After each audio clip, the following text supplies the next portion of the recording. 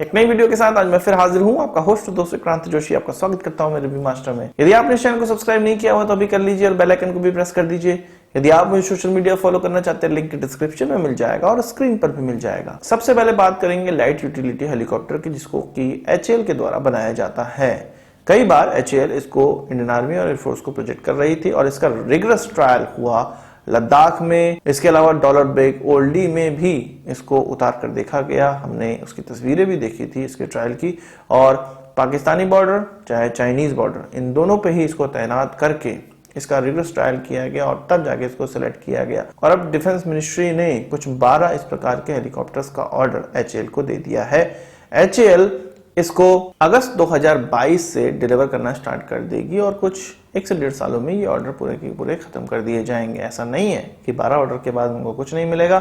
इनकी जो डिमांड है, इस प्रकार के यूटिलिटी हेलीकॉप्टर की जो डिमांड है वो 180 से भी ज्यादा है। और ये केवल मैं आपको बता रहा हूँ कि HAL के हेलीकॉप्टर की। अगर कामोव के हेलीकॉप्टर्स भी अगर आ जाते हैं जिनकी 200 संख्या है, तो वह भी HAL के साथ मिलकर कोलैबोरेशन करके ही रशियन हेलीकॉप्टर जो कंपनी है रशिया की, वो बनाने वाली है। तो लगभग इन हेलीकॉप्टर्स की जो संख्या है वो 350-400 की भारतीय एयरफोर्स और आर्मी में आवश्यकता है। अभी जो ये 12 हेलीकॉप्टर का ऑर्डर दिया गया, इसमें 6 आर्मी को मिलेंगे, 6 एयरफोर्स को मिलेंगे। एडवांस्ड लाइट हेलीकॉप्टर आप जानते हैं कि HAL के द्वारा बनाया गया है। उससे सीख लेते हुए लाइट यूटिलिटी हेलीकॉप्टर को जब तैयार किया गया तो ये उससे ज्यादा उन्नत हेलीकॉप्टर है। इसमें सैफरन का HE अर्डिडेन 1U इंजन लगा हुआ है जो कि 750 किलोवाट का पावर जनरेट करता है। इसकी रेंज 350 किलोमीटर की है और सर्विस सीलिंग यानी कि ऊंचाई, कितनी ऊंचाई तक ये उड़ सकता है, वो 6.5 किलोमीटर तक की है।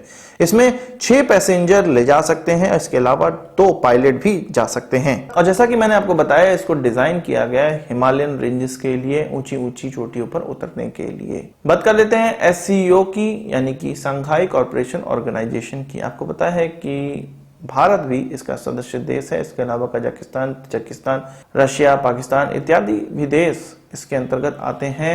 और अलग अलग टाइम पर अलग अलग देशों में एक एंटी टेरर एक्सरसाइज होती रहती है। ये एंटी टेरर एक्सरसाइज इस बार पाकिस्तान में होने वाली है, जिसको कि पब्बी एंटी टेरर 21 कहा गया है। इस एक्सरसाइज का नाम रखा गया है। पब्बी ऐसा स्थान है जो कि एबटाबाद से 2 घंटे की दूरी पर स्थित है। एबटाबाद आप जानते हैं कि ओसामा बिन लादेन के मारे जाने की जगह है। इसके अलावा ये जगह खैबर पख्तूनख्वा में है। तो आप समझ सकते हैं कि एक एबटाबाद जगह जहां पर अमेरिका ने घुस के मारा था आतंकवादियों को, इसके अलावा खैबर पख्तूनख्वा का बालाकोट एरिया भी है जहां पर भारत ने घुस के मारा था आतंकवादियों को।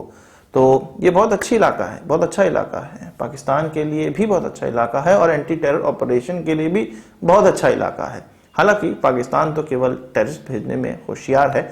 उनका एक यहाँ पर सेंट्रल कमांड भी है जो कि एंटी टेरर ऑपरेशन देखता है और पब्बी वही इलाका है। तो यहाँ पर ये एक्सरसाइज होने वाली है और मैं पूरा समर्थन करता हूँ कि यहीं पर ये एक्सरसाइज होनी चाहिए। जहां पर आसपास आप टेररिस्ट लोगों से घिरे हों, एंटी टेररिस्ट ऑपरेशन वहीं पर अच्छा हो सकता है। बात करते हैं कि भारत इसमें शिरकत कर सकता है कि नहीं।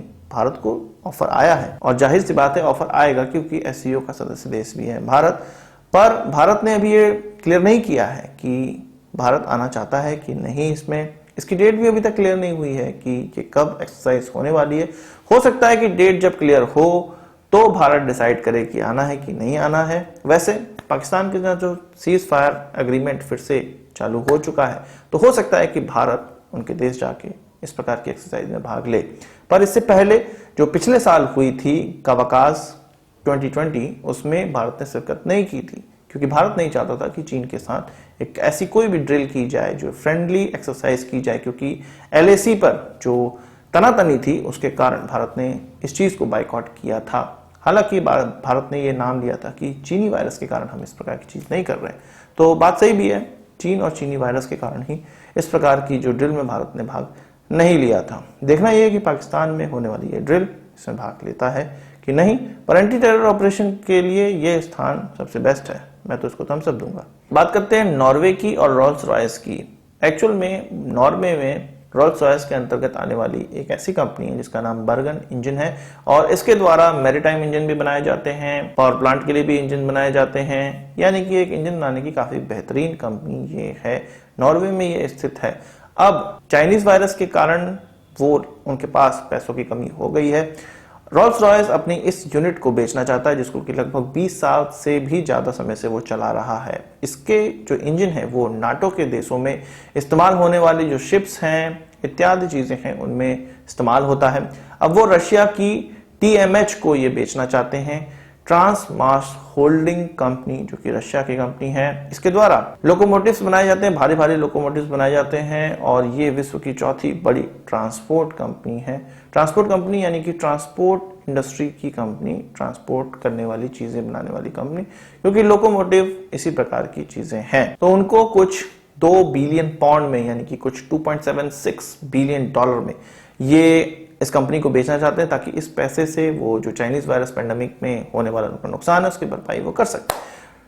नॉर्वे ने ये कहा है कि रोल्स रॉयस के द्वारा ये जो कंपनी अगर रशिया को बेची जाएगी तो ये बहुत गलत बात होगी, क्योंकि ये जो पूरी टेक्नोलॉजी है वो रशिया के पास चली जाएगी, जिसका इस्तेमाल वो नाटो के देश और नॉर्वे के खिलाफ भी कर सकता है। अब फर्ज करिए कि ऐसा समय आए कि नॉर्वे या नाटो के देश उनको आवश्यकता हो स्पेयर पार्ट की इन इंजनों की और रशिया इसको देने से मना कर दे या TMH इसको देने से मना कर दे, या ये जो इंजन बनाने वाली कंपनी है इसके पास बहुत बेहतरीन टेक्नोलॉजी होगी क्योंकि रोल्स रॉयस की कंपनी है, तो इस प्रकार की जो इंजन बनाने की टेक्नोलॉजी है वो सीधे सीधे रशिया को हस्तांतरित हो जाएगी। इसलिए नॉर्वे ये नहीं चाहता और रोल्स रॉयस को मना कर रहा है। रोल्स रॉयस उनसे ये कह रहा है कि भाई जितना पैसे की भरपाई इस यूनिट को बेचने से होगी उतना अगर गवर्नमेंट कर देती है हमें या किसी माध्यम से कर देती है तो वो इस तरह की चीजें नहीं करने वाले हैं। तो देखना यह है कि रशिया के पास ये कंपनी जाती है या नहीं। रशिया ने वही ये कहा है कि नॉर्वे में इस प्रकार की जो चीजें हो रही हैं वो एंटी रशियन सेंटिमेंट्स हैं और ये गलत हैं।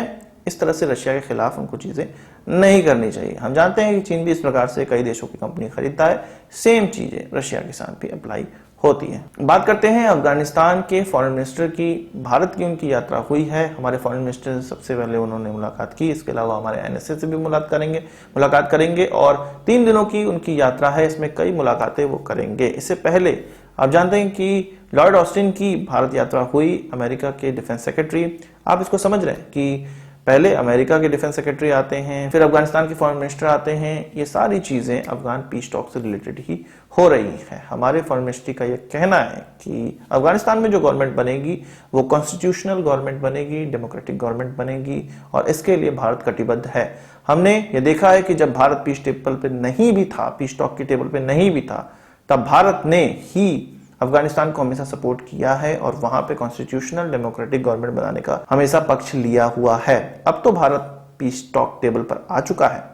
इस बार पाकिस्तान की एक भी नहीं चलने वाली है, चीन की एक भी नहीं चलने वाली है, रशिया की एक भी नहीं चलने वाली, क्योंकि ये तीनों देश थे जो कि भारत को इस टेबल पर नहीं आने दे रहे थे। अफगानिस्तान के जो नेता हैं, ऑफिशियल्स हैं, उनका भी भारत आना जाना अब लगा रहेगा, क्योंकि वो अफगानिस्तान की गवर्नमेंट जो कि प्रो इंडियन गवर्नमेंट है और इंडिया को ये मानती है कि अफगानिस्तान के लिए बेहतर देश इंडिया ही है, तो वो भारत से हेल्प मांगेंगे जरूर ही और भारत उनकी हेल्प जरूर करेगा और करता भी आया है। आज के इस वीडियो के लिए बस इतना ही। आशा करता हूं आपको वीडियो पसंद आया होगा। आप उसको एक पढ़ हमसे जरूर देंगे। इस वीडियो संबंध के सवाल से जाओ कमेंट बॉक्स में जरूर लाइएगा और यदि आपने हमारे चैनल को सब्सक्राइब नहीं किया उसे भी कर लीजिए, क्योंकि हम इस प्रकार की वीडियो लाते रहते हैं। नमस्कार, थैंक यू, जय हिंद।